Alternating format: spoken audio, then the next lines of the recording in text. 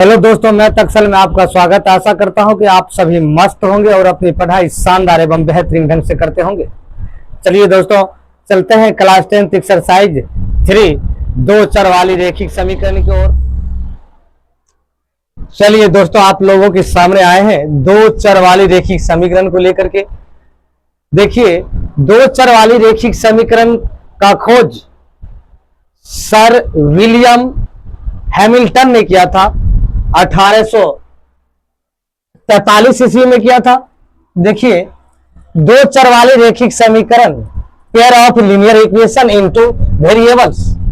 देखिए, जब A B C कोई वास्तविक संख्या हो जिसमें ए तथा बी शून्येतर हो तो A X plus B Y plus C बराबर 0 के रूप में प्रत्येक समीकरण चर एक्स तथा वाई में दो चर वाले रैखिक समीकरण युग्म कहलाता है।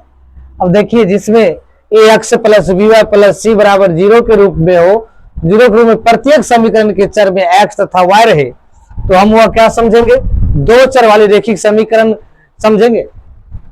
इसकी खोज सर विलियम रोवन हैमिल्टन ने किया। हैमिल्टन ने 1843 ईस्वी में किया था। जिन्होंने किया दो चर वाली रैखिक समीकरण का खोज दोस्तों, ये जो है ना 1800 दशक के जो है ना आयरिश गणितज्ञ थे। आयरिश गणितज्ञ थे। इन्होंने इसकी खोज 13 वर्ष की आयु में इसका खोज करना प्रारंभ किया था। छोटी छोटी समीकरण का खोज प्रारंभ किया था 13 वर्ष की आयु में।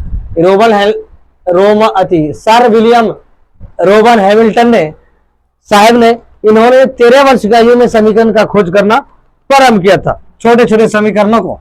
देखिए, दो चर वाले रैखिक समीकरण का सामान्य रूप A X plus B Y plus C बराबर 0, जहां ए बी सी एंड ई सी।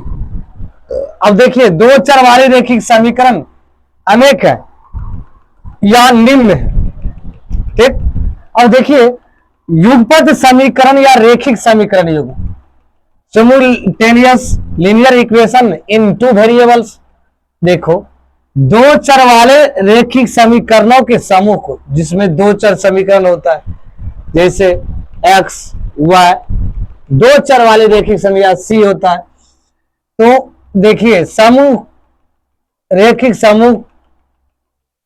समीकरणों के को रैखिक समीकरण कहते हैं। इसे युगपत समीकरण भी कहा जाता है। इसे हम क्या कहते हैं? युगपत समीकरण भी कहते हैं। रैखिक समीकरण का व्यापक रूप देखिए, A one x plus B one y बराबर C1। देखिए, A2 x plus B2 y बराबर C। देखिए, A1 A2 B1 B2 A1 B1 A2 B2 C1 into C1 and C2 belongs to R।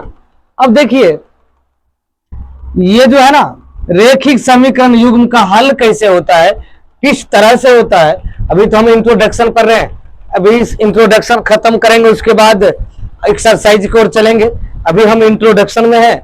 अब इंट्रोडक्शन खत्म होते हैं आप लोगों के बीच एक्सरसाइज तुरंत आप लोगों के बीच एक्सरसाइज लेकर आके आएंगे। देखिए, रैखिक समीकरण युग्म का हल, रैखिक समीकरण का अद्वितीय हल होने के लिए शर्त कहता है। अद्वितीय हल होने रैखिक समीकरण में और द्वितीय हल होने का शर्त क्या होता है, उसके लिए आपको याद करना पड़ेगा। A1 बटे A2 बराबर B1 बटे B2, ये इसका अद्वितीय हल होता है। अद्वितीय हल का फॉर्मूला है A1 बटे A2 B1 बटे B2। अब देखिए, इस समीकरण युग्म का हल संगत होता है। ये समीकरण जो होता है ना, जिसका अद्वितीय हल होंगे, उसका जो है संगत होता है हल। इस समीकरण युग्म को अवरोधी समीकरण युग्म भी कहते हैं। इस समीकरण युग्म को क्या कहते हैं? अवरोधी समीकरण युग्म कहते हैं। देखिए,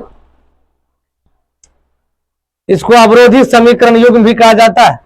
देखिए, अद्वितीय हल होने वाला समीकरण युग्म का आलेख परस्पर प्रतिच्छेदी होता है। जो कट जाता है उसी को हम प्रतिच्छेदी कहते हैं।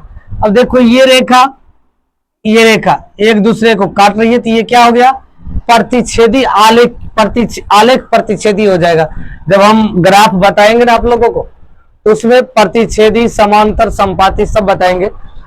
अंतः अनेक हल होने के लिए सर देखिए a1/a2 b1/b2 बराबर c1/c2। देखिए अंतः अनेक हल होने का शर्त है, याद रखना पड़ेगा। a1/a2 बराबर b1/b2 बराबर c1/c2, इसका जरूरत पड़ेगा आगे चल करके। इस रेखिक समीकरण का हल संगत होता है, इसे आश्रित समीकरण युग्म भी कहा जाता है। इस समीकरण युग्म को हम आश्रित समीकरण युग्म भी कहते हैं। अंत में कविता रहती है, खुल जाएंगे सभी रास्ते, रुकावटों से लड़ तो सही, रुकावटों से लड़ तो सही, सब होगा हासिल, तू जिद पर अड़ तो सही, तुम जिद पर अड़ तो सही।